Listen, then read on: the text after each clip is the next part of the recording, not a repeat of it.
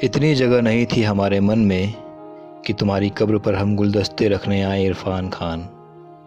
मृत्यु दुनिया का सबसे आदिम सत्य है, लेकिन हम कभी भी इसके अभ्यस्त नहीं हो सके। यह हर बार हमें अचंभित करती है, चौंका देती है हर बार। अचंभा मृत्यु की देह है, उसका जेस्चर है। दुनिया पहले से ही बहुत उदास थी, चुप और हैरान भी। यहाँ इतना अचंभा काफ़ी था और उदासी भी। इस उदासी में दुनिया में कहीं इतनी जगह नहीं थी कि जहाँ तुम्हारे विलाप और दुख को रखकर उसके गीत गाएं। इतनी जगह नहीं थी कि तुम्हारी निस्तेज और ठंडी देह को आँखों में रखें और उस पर फूल चढ़ाएं। इतनी जगह नहीं थी मन में कि तुम्हारी कब्र पर गुलदस्ते रखने आए। दुनिया की सबसे बड़ी सनसनी में भी तुम्हारी मौत मकबूल नहीं है इरफान खान। इस त्रासदी में अब तक हमने बहुत सारी मौतें देखी। धीमे धीमे हम उसे देखने के आदी हो ही रहे थे।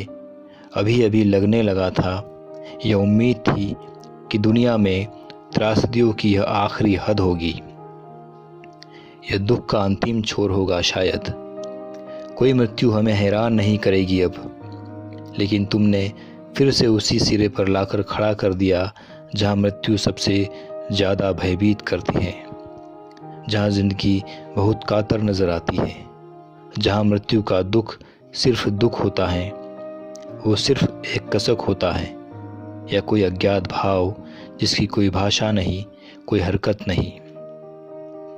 दरअसल किसी मनुष्य की देह से कोई कला जुड़ी चिपकी हो तो उस मनुष्य की मृत्यु ठीक इसी तरह से दुख पहुंचाती है, क्योंकि हम उस मनुष्य को उसकी कला की मार्फत प्रेम करते हैं। वरना तो अध्यात्म यह कहता रहा है कि तुम सिर्फ एक देह थे जो इस दुनिया में हो रही हजारों लाखों मौतों के बीच धीमे से बीत गए, किसी अज्ञात आसमान में फना होकर गुम हो गए। तुम कलाकार थे, इसलिए तुम एक देह और उसकी कला के तौर पर भी दुख पहुंचा गए। 70 mm की स्क्रीन वाले एक स्टेज के दुर्भाग्य और उसके खालीपन का प्रतीक बन गए। तुम्हारी मौत के बहाने हम मंच के उस दुर्भाग्य पर शोक जताएंगे, उसके खालीपन को रोएंगे। लेकिन तुम्हें अपने प्रारब्ध की भूमिका भी निभाना थी। तुम्हें तय वक्त पर वहाँ हाजिरी देना थी, जहाँ जाने के लिए इस दुनिया में एक लंबी, कभी न खत्म होने वाली रैंडम कतार सी लगी हुई है।